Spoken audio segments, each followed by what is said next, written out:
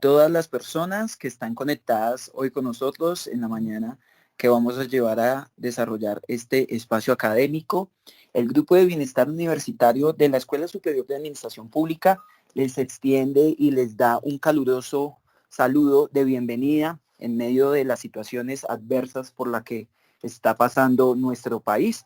Queremos agradecerles a todos ustedes la puntualidad y la asistencia a estos espacios de formación para la vida que estamos desarrollando desde el Grupo de Bienestar Universitario y las áreas que lo integran, como lo son desarrollo humano, salud, promoción socioeconómica, arte, recreación y deportes.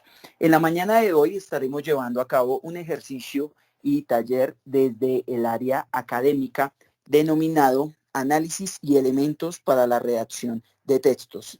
Queremos darle un especial agradecimiento a nuestra compañera Marcela Lozano, gestora del desarrollo humano y las demás áreas de bienestar universitario para nuestra territorial Tolima, quien ha aportado y ha ayudado al desarrollo y gestión de este espacio académico.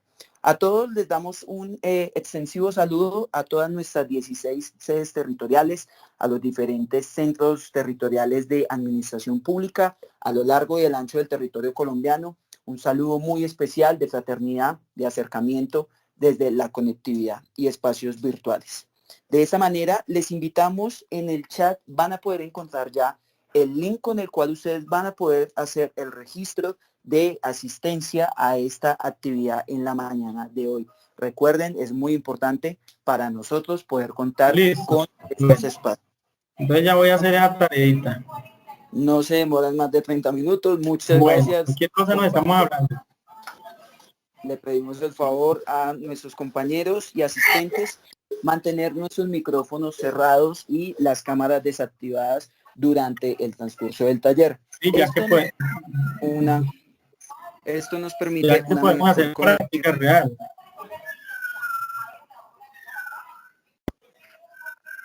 Le pedimos el favor al compañero Hernán Gómez que pueda desactivar su micrófono. Muchísimas gracias. Como les venía diciendo, les pedimos el favor también, por respeto a nuestro invitado y docente en la mañana de hoy, mantener nuestros micrófonos y cámaras desactivadas. Esto nos va a permitir una mejor conexión a Internet desde nuestros puntos de origen. Sin más preámbulos, quiero darle el uso de la palabra a mi compañera Marcela Lozano, gestora de bienestar universitario en la territorial Tolima, para que pueda hacer uso de la palabra y presentar a nuestro invitado en la mañana de hoy. Muchísimas gracias. Muchas gracias, Pablo. Buenos días a todos los asistentes. El invitado del día de hoy, el profesor William Giovanni Rodríguez Gutiérrez, es magíster en educación, especialista en pedagogía y licenciado en lengua castellana, escritor, profesor universitario de pregrado y posgrado en la Universidad del Tolima, coordinador de la SAP CETAT Purificación, director y jurado de tesis de maestría, integrante del Grupo de Investigación Lingua e investigador del Grupo de Investigación Educación Social GES. Es autor de 4 libros publicados, el primero en el año 2011, libro de poesía hispanoamericana actual y poesía española contemporánea, donde contenían poemas de coautoría de varios autores internacionales de la editorial Visor de España. El segundo libro en el año 2014, libro Trazos Oblicuos, que es una compilación de poemas publicado por la Universidad del Tolima, también como coautor. Y en el año 2020, en noviembre 29, el libro Ensayos, Nada es lo que parece, de la editorial Génesis de Pereira.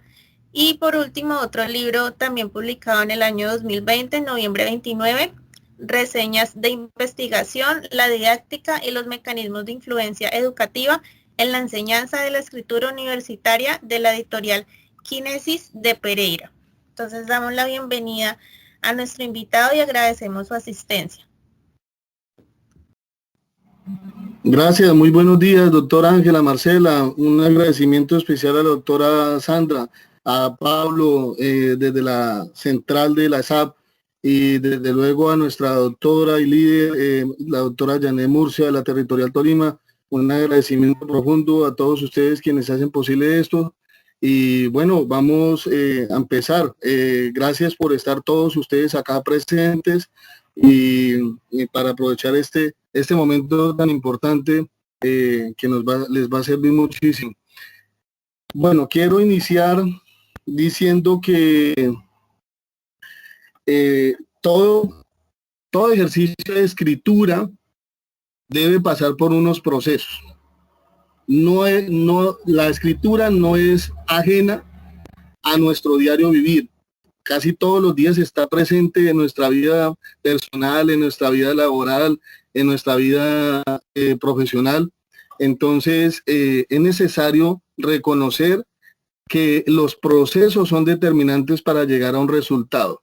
En la enseñanza de la escritura universitaria siempre se había considerado a las diferentes instituciones, llámese primaria, básica, media, universitaria, que era importante el enfoque de la enseñanza de la escritura por producto.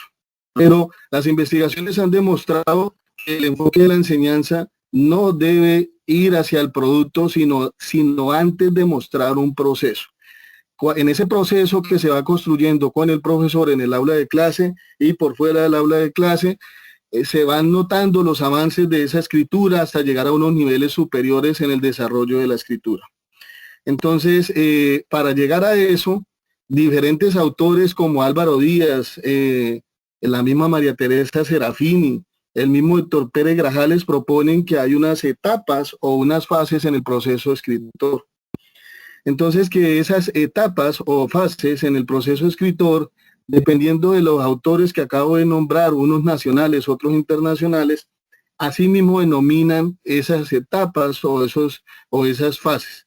Entonces hay para algunos que hablan de la preescritura, que sería entonces en términos colombianos ese comienzo de algo, esa planeación, ese inventario de pasos que se requieren para poder construir este ejercicio de escritura. Frente a eso, también podríamos decir que así como hay una preescritura, entonces hay una escritura y hay una posescritura, que son los términos que utilizan autores internacionales, pero pues en términos colombianos es lo que se conoce como redacción o es lo que se conoce también como revisión y evaluación, que son las etapas del proceso escritor que vamos a ver paso a paso en este proceso que vamos a ir construyendo en el camino durante esta hora y piquito que tenemos. Frente a eso también hay que decir que mientras estos autores hablan de estas fases, de estas etapas, también hay que decir que hay una en especial que se llama la edición, pero la edición requiere de la aceptación y de la aprobación de un editor para que luego salga publicado nuestro texto, bien sea en un periódico, bien sea en una revista, o bien sea aceptado, aprobado y publicado por una editorial importante en Colombia, o en el mundo entero, ¿por qué no? Porque a eso le apuntan también los escritores, a publicar también internacionalmente, no solamente en Colombia. Entonces, en la fase de preescritura o de planeación se deben dar algunos elementos importantes para ir construyendo ese proceso. Y en este proceso, pues hay que decirlo, naturalmente hay que decirlo, nadie nace aprendido. Siempre requerimos de otra persona que sea nuestro tutor, que acompañe nuestro proceso, que revise nuestro proceso, sobre todo que revise nuestro proceso, que haga retroalimentación, que evalúe lo que estamos escribiendo, y para eso está el mundo de la academia. Entonces, en esta fase se da la identificación de pasajes claves para el análisis de personaje o toma de notas o toma de decisiones también frente a lo que se está leyendo. ¿Qué quiero escribir? ¿Sobre qué quiero escribir? Yo siempre hago una recomendación en todos lados y es que si hay algo que me hace avanzar muchísimo en la vida, sea en una monografía, sea en una tesis, en una investigación, sea en un artículo o lo que sea, es que tomes o escojas el tema que más te llame la atención, el tema de tu interés, el tema que puedas desarrollar libremente siguiendo unos pasos que se requieren para llevar a cabo la redacción de texto. Entonces el escritor empieza a descubrir las ideas. Por eso vamos a hablar más adelante de que hay una lluvia de ideas. Es decir, ¿qué pienso yo al respecto antes de empezar a escribir? ¿Qué se me ocurre? ¿Qué sé yo sobre el tema? cuáles son los presaberes que tengo de ese tema. Si es un tema que a mí me apasiona, entonces voy a poder avanzar rápidamente en mi ejercicio final del semestre o como ejercicio de práctica para poder demostrar el nivel en el que estoy adquiriendo o al que estoy llegando. Entonces, ese es un proceso que implica pensar de las cosas que se ha olvidado o que se olvidó durante décadas enteras y siglos, pues que la escuela colombiana, y hay que decirlo con el dolor del alma, y es que no nos enseñó a pensar. Y es hoy por hoy una de las cosas que entran en juego y que son determinantes para poder generar el desarrollo en una sociedad y apuntarle entonces a un mejor país que haga posible el intercambio de ideas desde el razonamiento y desde la cognición, donde se hace se lleva a cabo un repensamiento de ideas, pensar sobre el pensar antes de hablar, sobre todo porque a veces cuando se habla también se cometen errores porque no se piensa para hablar. Lo mismo pasa en escritura. Escribimos, pero cuando lo pensamos, terminamos escribiendo otra cosa o no era lo que habíamos pensado inicialmente. Responder interrogantes, me voy haciendo preguntas, que si yo puedo redactar un texto basado en interrogantes, es uno de los textos válidos que se pueden hacer.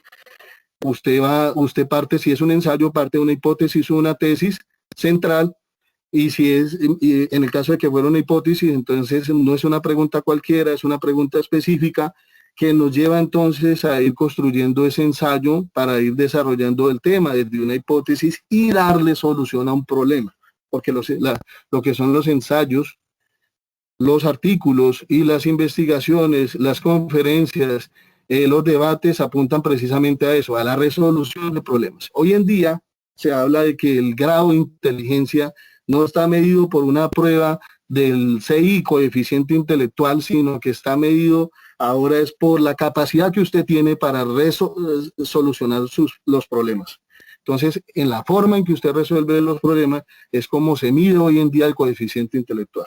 Se deben eliminar todas aquellas ideas innecesarias o que sobran en el texto, que nos llevan a redundancias, que nos llevan a ambigüedades o que nos llevan a hacer rodeos innecesarios en una conversación o en un discurso o en un texto. Descartar las posibilidades a medida que vamos pensando qué se nos ocurre sobre el tema, ir descartando cuáles podrían ser esas ideas que finalmente no van a ir en el texto, pero ir pensando también en aquellas por jerarquización y clasificación de ideas, cuáles van primero, cuáles van después, o lo que se llama ideas principales o ideas secundarias. Y finalmente, entonces, después de que tengo todo esto escrito, entonces hago una reorganización y hago cambio de ideas y se sugiere entonces en este ejercicio de preescritural que es necesario seguir pensando. Hay que aclarar también que, y lo dice también María Teresa Serafín en un libro que se llama Cómo redactar un tema, más específicamente en un capítulo que se llama La redacción objeto misterioso. Entonces ella dice allí en este libro, dice lo siguiente: un texto puede ser antes de que sea un texto, el esquema que se haga sobre ese texto es el comienzo del texto que vamos a proyectar o que vamos a escribir.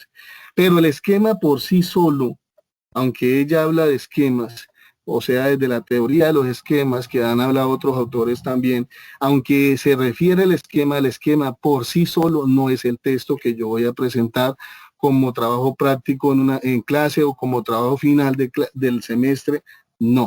Es el comienzo de algo, por eso entraría a ser parte también de ese ejercicio previo que se requiere en la planeación. Ahora, si queremos romper el bloqueo de la página en blanco con aquellos estudiantes, incluso con aquellas personas que no se les facilita escribir o que se demoran pensando, entonces se recomienda unos pasos importantes a seguir. Entonces, esto es lo que se llama un plan textual. Este plan textual lo que nos permite en esta primera etapa del proceso de escrito, que como es la planeación, entonces seleccionar el tema. Entonces, para ello se establece cuál es la importancia del tema propuesto y qué grado de pertinencia tiene hoy por hoy. Es decir, ¿valdría la pena hoy en pleno siglo XXI escribir sobre el tema del amor? Si es un tema del cual ya se ha hablado muchísimo, es todavía hoy importante. ¿Cuáles son los temas que últimamente se están abordando o los están abordando los articulistas en las columnas de opinión de los periódicos? ¿De qué están hablando hoy en día los escritores en pleno siglo XXI? ¿Hacia dónde apuntan las temáticas? ¿O será que las temáticas ya no son lugares comunes que durante siglos y décadas enteras han abordado los diferentes escritores? Preguntémonos eso. 2, selección del auditorio. ¿A qué llamamos nosotros auditorio y los diferentes autores?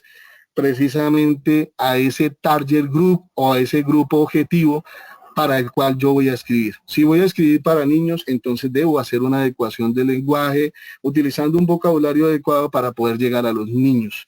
Si voy a escribir para jóvenes, igual. Si voy a escribir para adultos, igual. O como lo manifiesta Derechos de Autor de Oficina Escrita al Ministerio del Interior y de Justicia, o si voy a escribir para interés general. Es decir, para llegar a todos los ámbitos, a todas las personas, sin importar la edad o la clasificación en la que se haga hoy en día. Hoy en día se habla de literatura infantil, se habla de literatura juvenil, o se habla de literatura para adultos, o en fin, por eso hablo de clasificación. Entonces, ¿a quién va dirigido nuestro texto? ¿Para quién vamos a escribir? Eso es algo que el autor del texto o el aprendiz de escritor debe ir preguntándose en el camino para quién voy a escribir. En esa proyección del texto que se quiere escribir, también voy a pensar en un propósito, y ese propósito es el que va a seguir usted como escritor con ese auditorio, con ese público, con esas personas que previamente ha definido usted para llegar a ellos. ¿Será que llego a ellos con palabras rebuscadas? ¿Llego a ellos con palabras cada vez más desconocidas por el común de las personas? ¿O llego a ellos con un tecnolecto? ¿Llego a ellos con un dialecto? ¿Ustedes qué creen? Pregunto en este momento. Tranquilos, que a mí me gusta preguntar. ¿Qué creen? Para empezar, ¿cómo llegar al otro? ¿Utilizando un vocabulario rebuscado o un vocabulario común a todos los demás? ¿Qué creen? Sí, Miriam Lemos alzó primero la mano. Adelante, Miriam.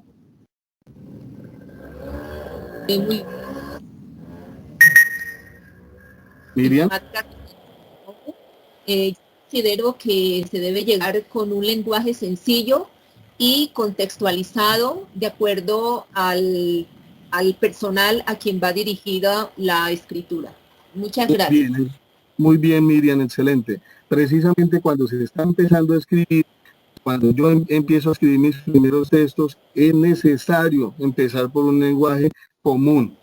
Acá no se trata de impresionar al más intelectual del mundo, acá no se trata de impresionar al académico con una trayectoria de 40 años o al investigador con emérito de conciencia, no.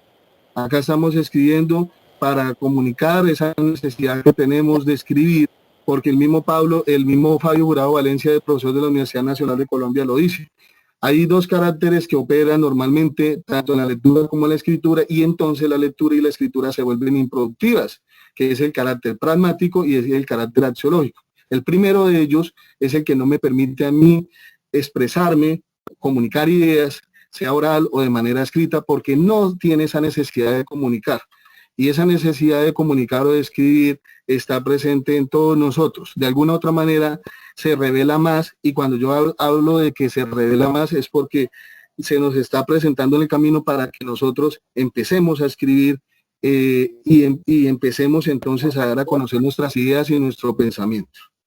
Lógico que la invitación acá, como siempre lo hago, como lo hice, lo aclaré también la vez pasada en la conferencia sobre lectura, acá se trata de obrar éticamente, porque así como existen diferentes elementos para escribir, existen también unas estrategias de manipulación que están también en la escritura.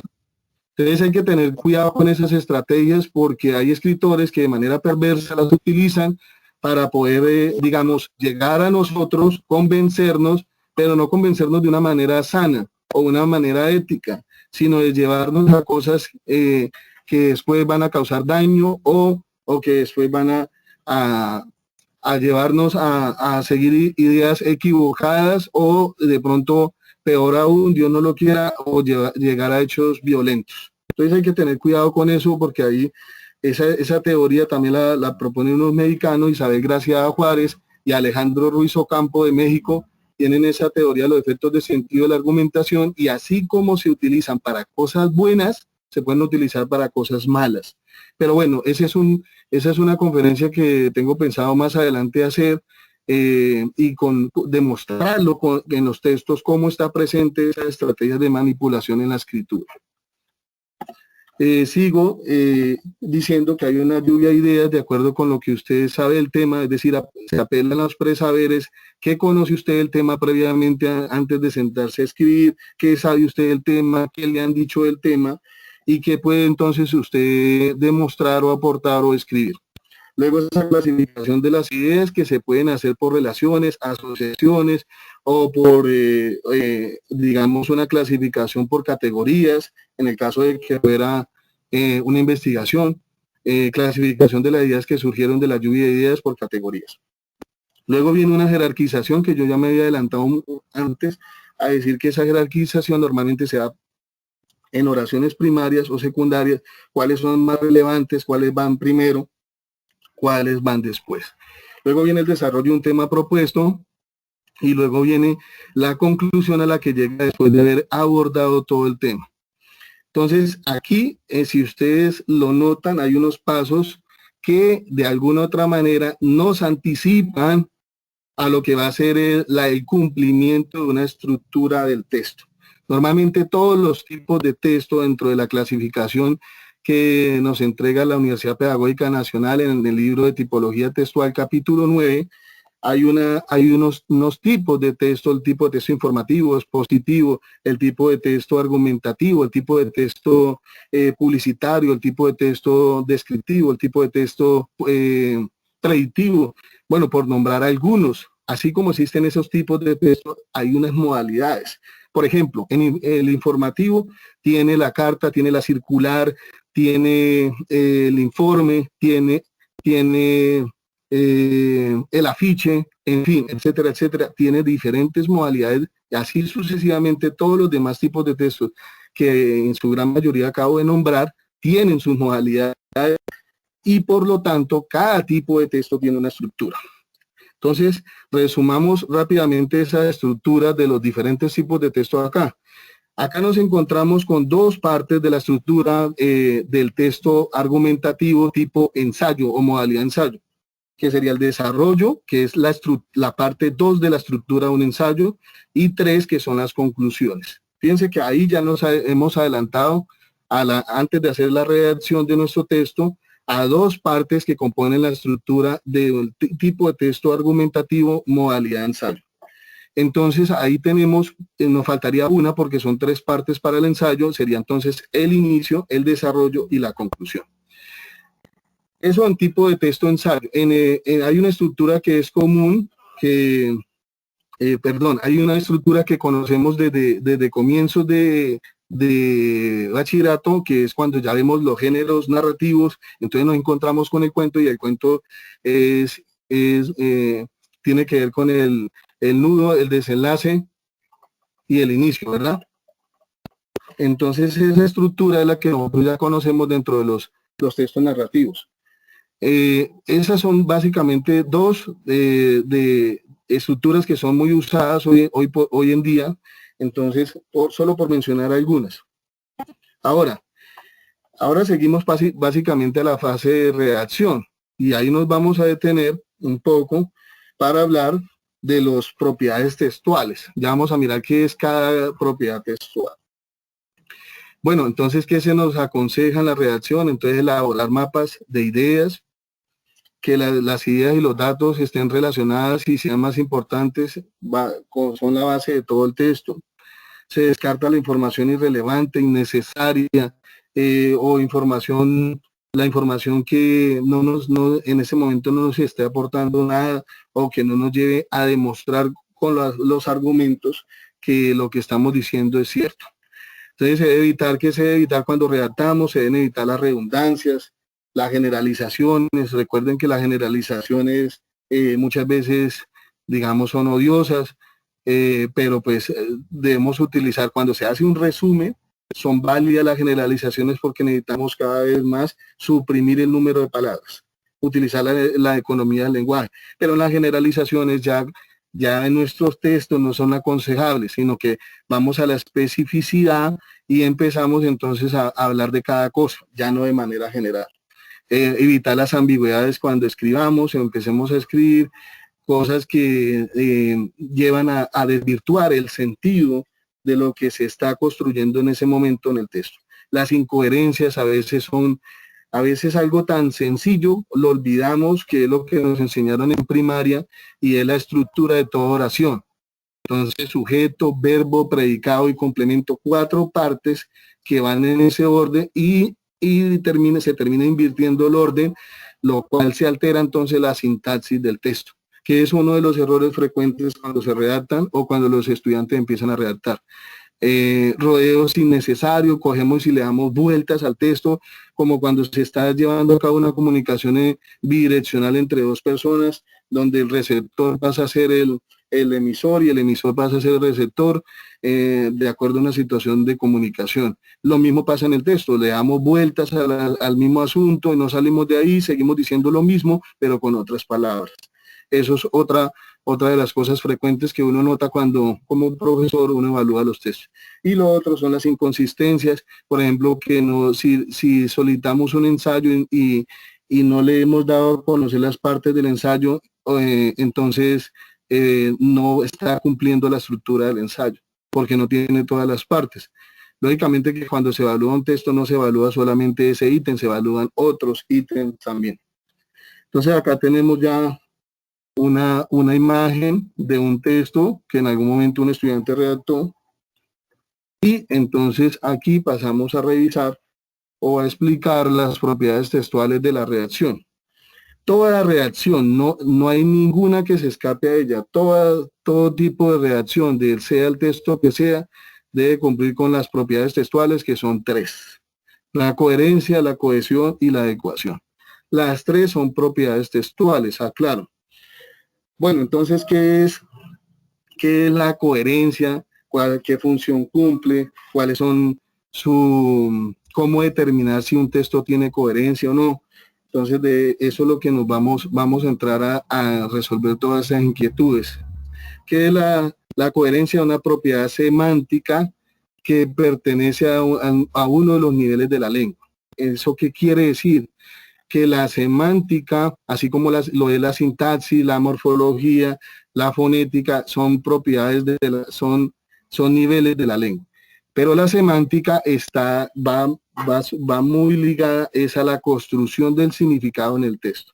Entonces la coherencia se asume como la unidad global de significado. Global, porque luego de que escribo todo el texto, la coherencia debe cumplir con esa unidad global de significado. Es decir, que el texto por sí solo se defienda. Como cuando yo les digo a las profesoras que les he asesorado las investigaciones de maestría para poderse graduar. Ya varias se han graduado con tesis meritoria, laureada, incluso satisfactoria. Y yo les digo, deje que la investigación se defienda sola. Ya usted la escribió, no tiene por qué decir, es que esta investigación va a ser muy importante para la historia de la humanidad porque va a llevar a tal y tal cosa. No, deje que el texto se defienda y que el mismo jurado, cuando le toque la sustentación, llegue a decir eso en el acta de sustentación o llegue a decir eso en las observaciones o en los comentarios finales de todo acto de sustentación. Entonces, cuando escribimos el texto, no tenemos por qué engrandecer el texto que hemos escrito, sino que para eso está el lector, está el evaluador, está el jurado, en fin. Entonces, la coherencia nos lleva también a eso. Pero entonces, ¿cómo identificamos que la coherencia está presente en todos los tipos de textos? Hay 3 cosas determinantes que nos llevan a señalar esto. Pero antes de señalar esas 3 cosas, yo sí quisiera decir lo siguiente. La coherencia y la cohesión establecen un matrimonio indisoluble. No se puede disolver en el texto. ¿Por qué no se puede disolver la coherencia y la cohesión? Porque la coherencia y la cohesión, para que funcionen, hay un grado de dependencia donde una necesita de la otra. Para que la coherencia funcione es porque por encima está funcionando la cohesión. Entonces la cohesión es visible, la coherencia toca deducirla, de que hay que hacer inferencias, que era lo que hablábamos en la conferencia anterior sobre lectura. En los niveles de lectura hay que hacer deducciones, lo mismo se deben hacer acá cuando se evalúa la coherencia. Es decir, la coherencia opera de manera dentro del texto. Entonces seguimos. ¿Cuáles son esas tres cosas que nos llevan a decir que hay coherencia en un texto luego de que se escribió? Precisamente porque todo gira alrededor de un mismo tema. Es decir, que si yo dije que iba a abordar en un tipo de texto expositivo el tema de la célula y sus partes, entonces es porque el contenido habla todo el tiempo de la célula y sus partes. Si eso está presente en el texto, está cumpliendo con ese primer aspecto. Segundo, cuando posee unidad temática. Es decir, si el texto está relacionado con lo que se está diciendo, hay esa unidad, se presenta esa unidad, definitivamente, entonces eso es lo que se evalúa también. Y tres, cuando todo está organizado de tal manera que cada parte se relacione de manera lógica con la siguiente. ¿Eso qué quiere decir? Que cuando ahorita yo les decía que el ensayo tiene tres partes, entonces esas partes deben estar relacionadas entre sí. Fíjense que en la textolingüística eso es lo que llamarían superestructura, que son las diferentes partes que estructuran un tipo de texto para que el texto que estemos leyendo en ese momento o que vamos a entregar se cumpla con la estructura de un ensayo. En este caso, si le han solicitado un ensayo. Bueno, y entonces, ¿cuál es la función de la coherencia? Que todos sus elementos estén relacionados, todos sus elementos o partes estén relacionadas entre sí. Esa es básicamente la relación que se establece entre las oraciones, entre una oración y otra, o la relación que se establece entre un párrafo, el párrafo introductorio con el siguiente que tiene la hipótesis o la tesis, o con los siguientes que son los párrafos de desarrollo, o con los siguientes que son los párrafos de conclusiones. Normalmente el último párrafo es donde están las conclusiones. Recuerden que los párrafos tienen 4 partes en su estructura. Volvemos a recordar lo que es una idea principal, 2 razones que desarrollan la idea principal y una conclusión. Entonces yo puedo hacer mínimo párrafos de 4 renglones y máximo párrafos de 8 renglones cumpliendo con esta estructura o aumentando las razones que conforman el desarrollo de la idea inicial o aumentando la conclusión. En las normas APA, cuando hay citas textuales cortas y citas textuales largas. ¿Cuál es la excepción acá de los párrafos de más de 8 renglones? Si usted está citando un autor que tiene un planteamiento, que usted va legitimando su discurso con las ideas del autor citado, entonces lógicamente que el párrafo va a sobrepasar los 8 renglones. Eso es permitido porque está esa excepción en la norma. Si no estuviera esa excepción, entonces lógicamente que esos párrafos grandes es lo que se conoce como un error de parrafada, es decir, párrafos que visualmente cansan, agotan la vista y que estéticamente no son muy bien presentados. Entonces, por eso lo más recomendable son párrafos mínimos de 4 renglones y párrafos máximos de 8 renglones, a menos de que tú cites un planteamiento en 40 palabras o utilice una cita textual corta. Bueno, lo otro es que los diversos elementos que componen el texto entre sí debe estar relacionado a su vez con el contexto. El contexto me va a determinar la situación de comunicación que se está manejando en ese momento en el texto y para sí mismo entonces utilizar el vocabulario adecuado y decir lo que quiero decir, pero de una manera lógica, sistemática y ordenada. Acá claro lo siguiente, hay un imaginario que está presente mucho en nuestras vidas hasta que llegamos a la academia y nos aterrizan. No se escribe como se habla. Un error frecuente que cuando llegamos a la universidad creemos de que así como hablamos, así mismo vamos a escribir. Y resulta que no, porque se utiliza afuera o en las relaciones con las personas utilizamos un lenguaje coloquial. Pero cuando se escribe tratamos es de estructurar o dar vida a un lenguaje formal. Es decir, si vamos a hacer una carta para la ESAP, una circular, digamos de la ESAP para otra institución, entonces debe utilizarse un lenguaje apropiado, unas palabras apropiadas, un vocabulario apropiado, de acuerdo a la situación de comunicación que voy a plantear ahí, o cuál es la solicitud sobre la cual se va a hacer, o cuál es la petición que se va a hacer. Entonces así mismo se utilizan las palabras adecuadas. O de lo contrario, si hacemos un comentario, entonces esos comentarios no nos van a servir en un texto. Un comentario es un comentario. Incluso hay comentarios de buceta, pero esos comentarios no nos sirven para escribir. Entonces, por eso, la escritura es un ejercicio de pensamiento que permite vehiculizar el pensamiento a través de una representación gráfica, en este caso del código escrito, para poder entonces elaborar las ideas de forma ordenada, siguiendo la estructura de la oración, cumpliendo con la sintaxis de la redacción, para poder entonces leer lo que estamos leyendo. Hay coherencia en un texto porque cuando lo leemos sabemos de qué trata el texto fácilmente, y también porque cuando lo leemos deducimos rápidamente el tema, porque si el autor ha planteado un título, no un título astra, es decir, que lo que se dice en el título está relacionado con el contenido, que es lo que nos dice en la tipología de títulos del libro La Metafísica del profesor Rodrigo Argüello de la Universidad Nacional de Colombia. Si en cambio, si utilizamos, como él dice, un título simbólico, pues lógicamente hay que deducirlo, porque los títulos simbólicos quieren abarcar más, que son los títulos que normalmente utilizan los escritores que hacen literatura, por ejemplo, novela, cuento, ensayos literarios. Entonces, por colocar un solo ejemplo del próximo libro que lanzaré de ensayos, La selva del tentáculo, no es un título como Astra que tenga relación directa con el contenido. Entonces hay que deducir que a qué se refiere el autor con ese título y con el contenido. Entonces hay que ir a revisar cada uno de los ensayos donde se proponen unos temas que a manera de hipótesis o tesis se van desarrollando. Entonces, ¿qué relación tendría con ese título? ¿Por qué La selva del tentáculo? Entonces, para que me lo entiendan, por favor. Lo otro es que la coherencia se relaciona con el encadenamiento lógico y sistemático de las oraciones que forman un párrafo.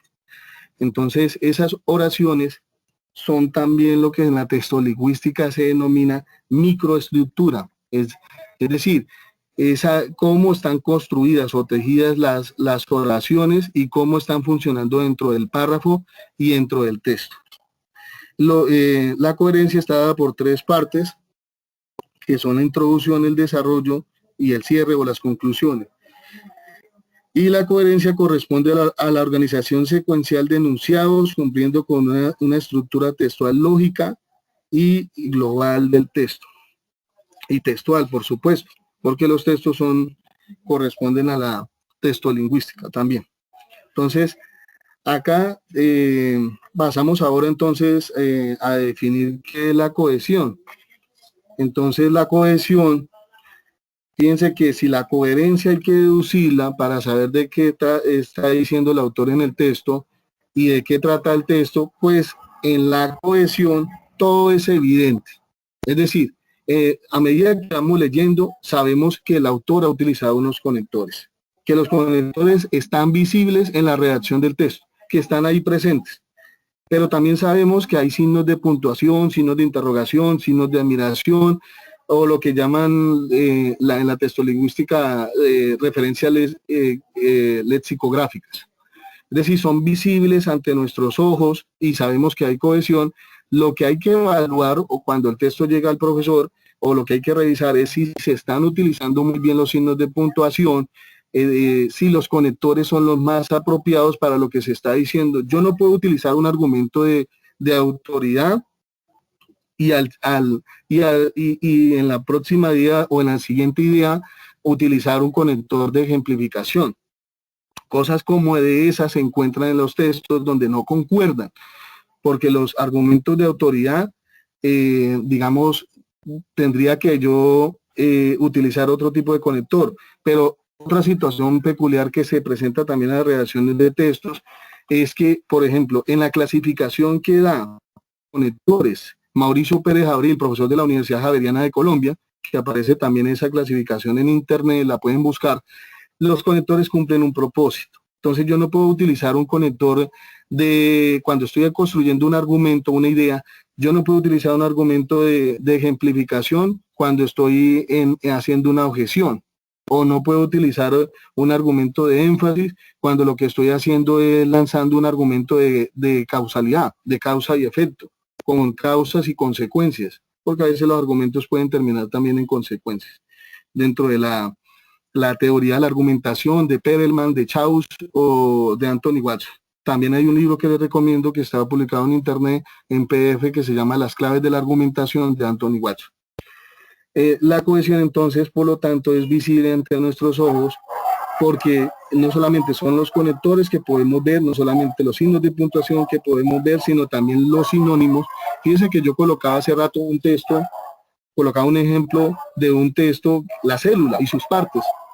Entonces cuando yo escribo, yo no voy a cometer los siguientes errores, que son errores comunes cuando uno está empezando a escribir y ya sabe que son errores. ¿Cuáles errores? Cuando usted utiliza la célula en el título y vuelve en los siguientes párrafos que está redactando, vuelve a utilizar la célula, la palabra célula. Para eso está la sinonimia, es decir, el uso de las palabras que significan igual pero que no se escriben igual. Entonces, ahí es cuando yo empiezo a intercambiar esas palabras para no repetir la misma palabra, porque esos errores a veces se presentan 20, 25 veces, la misma palabra que está en el título como tema, para el desarrollo del tema está repetida dentro de los párrafos. Entonces eso me va a llevar a redundancias fácilmente o a incoherencias también fácilmente.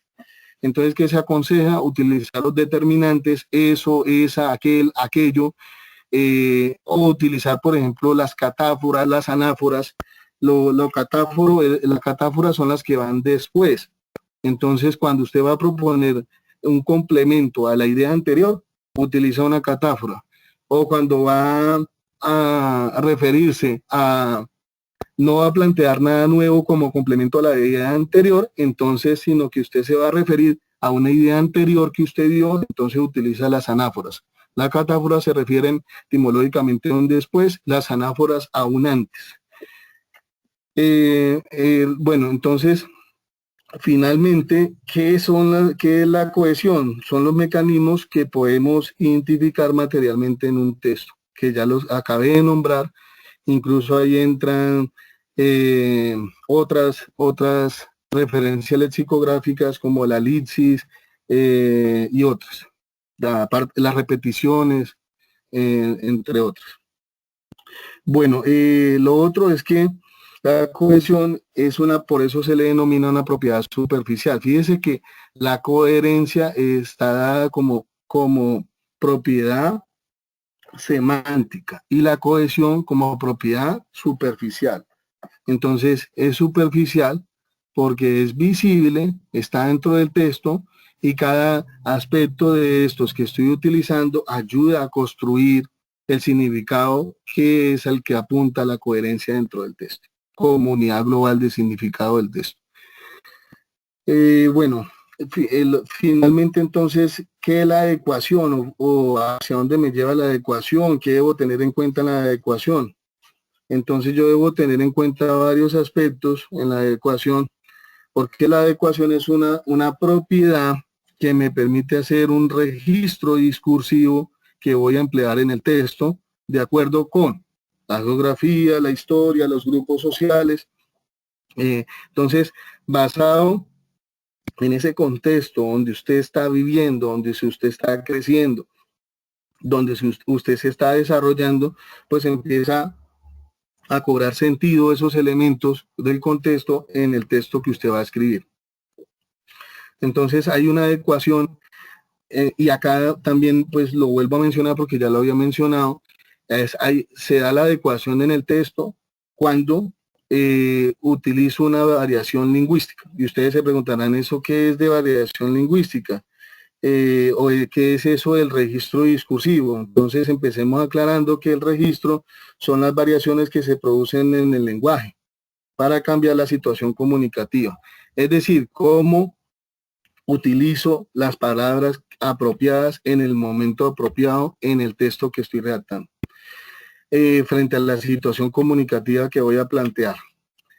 Es decir, si yo quiero promocionar hábitos de vida saludable, entonces debo utilizar argumentos que me lleven a demostrar que efectivamente los hábitos de vida saludable lo que hacen es prolongar la vida de la persona y vivir en mejores condiciones para afrontar un futuro dignamente, por poner un solo ejemplo.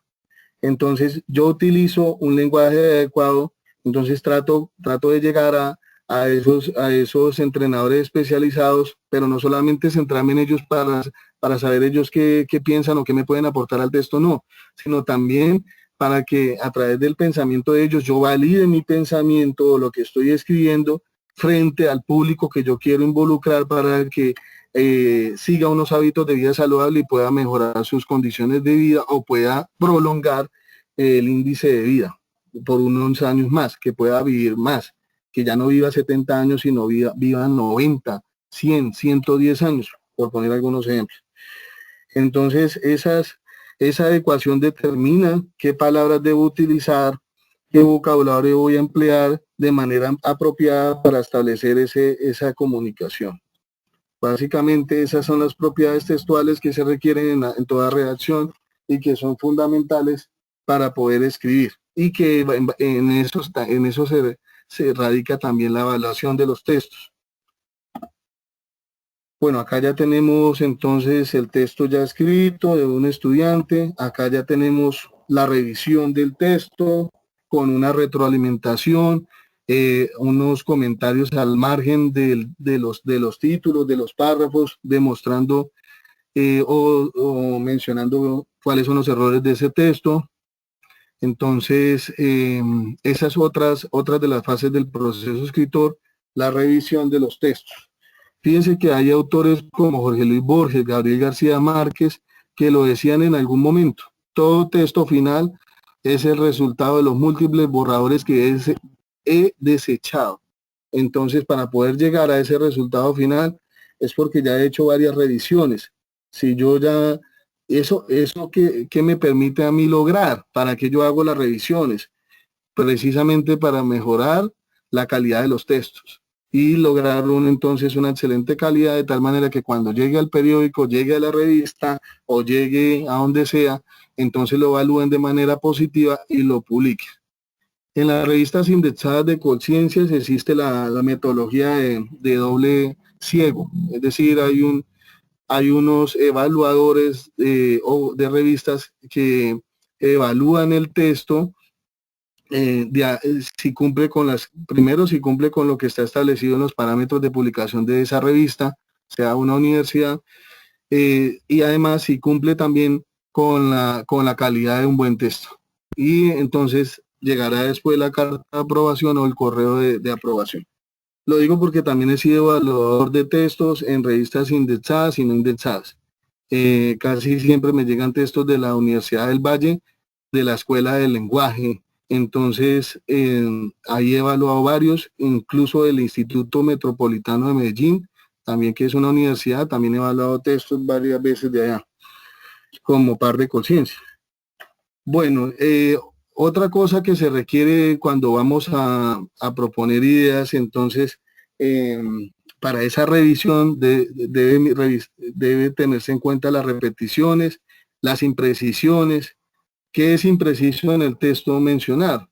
Digamos que estoy utilizando una cita parafraseada, pero el profesor sabe que esa cita parafraseada que hizo el estudiante sobre ese pensamiento de ese autor no es lo que el estudiante interpretó, porque ese es otro error frecuente que también se presenta. Entonces eso da lugar a una imprecisión conceptual dentro del texto, como lo que mencionábamos en la conferencia anterior de lectura.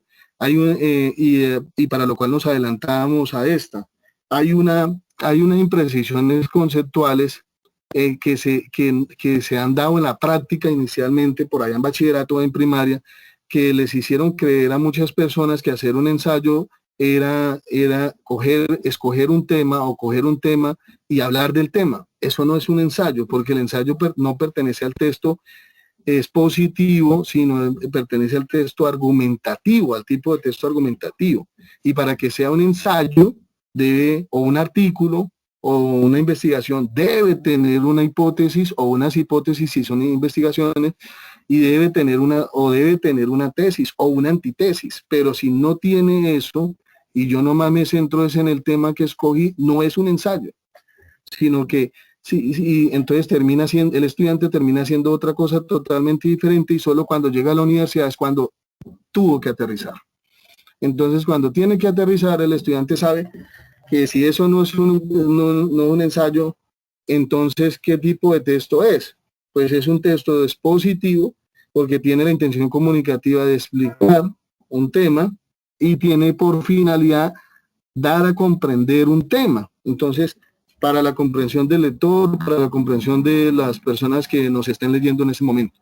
Si escoger un tema y hablar de un tema de manera conceptual, pues sigo en los positivos. Entonces hay que tener cuidado con esas imprecisiones que a veces se dan en la práctica también.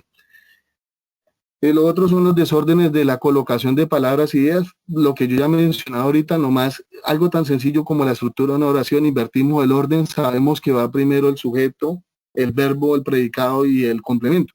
Y empezamos con el predicado, luego por allá colocamos el sujeto, luego por allá colocamos el verbo y luego por último el complemento, o en el desorden que ustedes quieran proponer también. Y lo otro es que si hay una tipología textual, entonces hay que tener claro que dentro de la tipología textual hay diferentes modalidades. Si tú eres un profesor, entonces, ¿qué modalidad de texto, de qué tipo de texto le vas a solicitar al estudiante? ¿Qué es lo importante? Que el profesor explique antes de, que el profesor presente modelos. Ojalá que él sea modelo también para sus estudiantes y así como los está invitando a escribir, así mismo pueda demostrar sus publicaciones que ha hecho en revistas. Entonces acá tenemos, fíjese que esa revisión empieza a hacer el mismo estudiante sobre sus textos, porque ya sabe por otros textos que le han revisado, le han evaluado, ya sabe qué es lo que son errores. Entonces, esas revisiones hay que aclarar que se pueden hacer de manera individual o se pueden hacer de manera con otras personas. Entonces, digamos en la modalidad de par evaluador. Entonces, donde el otro es un par y el otro me evalúa de acuerdo a una rejilla. Una de las estrategias de evaluación hoy por hoy más utilizadas son las rejillas de evaluación. Entonces, te entregan unos ítems y sobre esos ítems usted califica, usted hace la observación, porque no es solo evaluar, sino también hacer la observación o la retroalimentación, que es a donde nos invita el enfoque de la enseñanza por proceso. Es decir, demostrarle al estudiante dónde está el error, que el estudiante no repita ese error en otros textos o en futuros textos con otros profesores o en otros semestres, sino que él vaya aprendiendo y a medida que va aprendiendo, va aplicando, y a medida que va avanzando en su nivel de escritura, entonces ya va a presentar menos errores en la redacción. Acá una revisión conjunta para establecer cuál secuencia iba primero.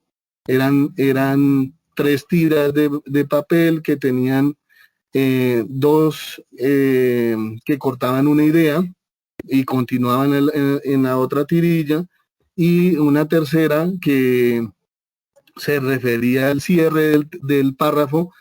Y entonces a veces el estudiante, cuando lee este tipo de cosas así, piensa que son 3 párrafos, porque yo se los he recortado, el mismo párrafo, un único párrafo lo he recortado en 3 partes. Entonces el estudiante piensa que por estar recortado en 3 partes son 3 párrafos. Y resulta que no son 3 párrafos ni 2, como a veces aseguran algunos, sino que es un mismo párrafo que debe ordenarse lógica y sistemáticamente para dar cumplimiento a la coherencia, a la cohesión y desde luego que a la adecuación. Entonces, Este texto habla sobre la calle de la Estafeta en España, una calle que recibe ese nombre. Bueno, por último, la fase de evaluación. Es necesario evaluar para detectar algunos errores a tiempo. ¿Qué se aconseja? Que el estudiante se vuelva autocrítico de su propio proceso de aprendizaje y sobre todo en la redacción de textos. Que él mismo aprenda a hacer las revisiones de los textos. Que él mismo se cuestione si lo que está escribiendo es lo que inicialmente él había pensado o debe reelaborar sus ideas o debe replantear sus ideas. Entonces, que el mismo estudiante se evalúe también antes de llegar el trabajo donde el profesor para la nota de ese ejercicio o para la nota final del semestre. Que algunas veces se autoevalúan los autores, eso también es muy importante, ya les nombraba Jorge Luis Borges, a Gabriel García Márquez, pero en ocasiones no se ven ellos mismos los errores. Siempre es aconsejable que otra persona nos lea, sobre todo alguien de algún familiar o alguien cercano en nuestro hogar, antes de llevar el escrito a publicarlo en algún lugar o a darlo a conocer al profesor. Entonces, siempre necesitamos, no es porque necesitemos que alguien nos apruebe nuestras ideas, no, sino porque necesitamos que otros nos digan, bueno, nos puedan sugerir cosas, nos puedan aportar elementos que de pronto no pensamos en ese momento y dejamos por fuera, o porque nos pueda dar su punto de vista, o porque nos pueda dar una crítica constructiva. Necesariamente también se hace por eso. Entonces, pero en ocasiones no se ven en ellos mismos los errores. Si nosotros entregamos algo que creemos que está bien, pero no, ni el mismo estudiante ha hecho la revisión de su propio texto antes de entregarlo al profesor. Entonces, ¿qué se espera? A veces se cometen errores, incluso a veces se cometen errores en la digitalización de las palabras en el computador y no nos damos cuenta e imprimimos así, porque de pronto el autocorrector ortográfico no está sirviendo y se fueron algunas palabras que no eran así, que no se escribían así, pero terminaron escribiéndose de otra manera, y eso pasa. Cuando a usted le pasa eso, usted cambió el sentido del texto, porque desvirtuó el sentido y terminó diciendo otra cosa. Es donde entran los docentes a evaluar distintos contenidos como la organización, el estilo y el manejo del lenguaje, la modalidad textual, del tipo de texto que se solicitó, si es una reseña, si es un ensayo, en fin, el propósito de ese texto. Bueno. Y ya para terminar, entonces quiero que por favor algunos participantes acá o los que quieran lean un fragmento de esto que propone Julio Cortázar, el gran escritor, uno de los escritores desde Argentina más reconocidos en Latinoamérica y casi que en el mundo por un libro tan importante como lo fue Rayuela. Bueno, entonces, ¿quién empieza leyendo el primer fragmento que está ahí? Son 3. Voluntarios. Buenos días. Muy buenos días. Buenos días. Sí, adelante. Con Diana Yara. Diana, adelante, muy bien. Aplicación del mincuento. Por escrito, Gallina Una, Julio Cortázar. Bueno, espera, permítame, para tantico. Le pregunto a otra persona, ¿está bien escrito ese título? No. No. ¿Cuál sería el orden lógico de las ideas o de la idea en este caso? Aplicación del minicuento. Escrito por Julio Cortázar, perdón. Y ese Gallina Una, sí, no sé. ¿Cómo quedaría? Ahí es. Yo creo. Por escrito Gallina Una. ¿Cómo quedaría el orden de ese? Yo creo que sería escrito por una gallina, ¿no? Muy bien. Y escrito por una gallina. Muy bien, listo. Ya tenemos ordenado el título del minicuento de Julio Cortázar. Muy bien, listo. Continúa otra persona leyendo. Por favor, Julián Toro, que levantó la mano.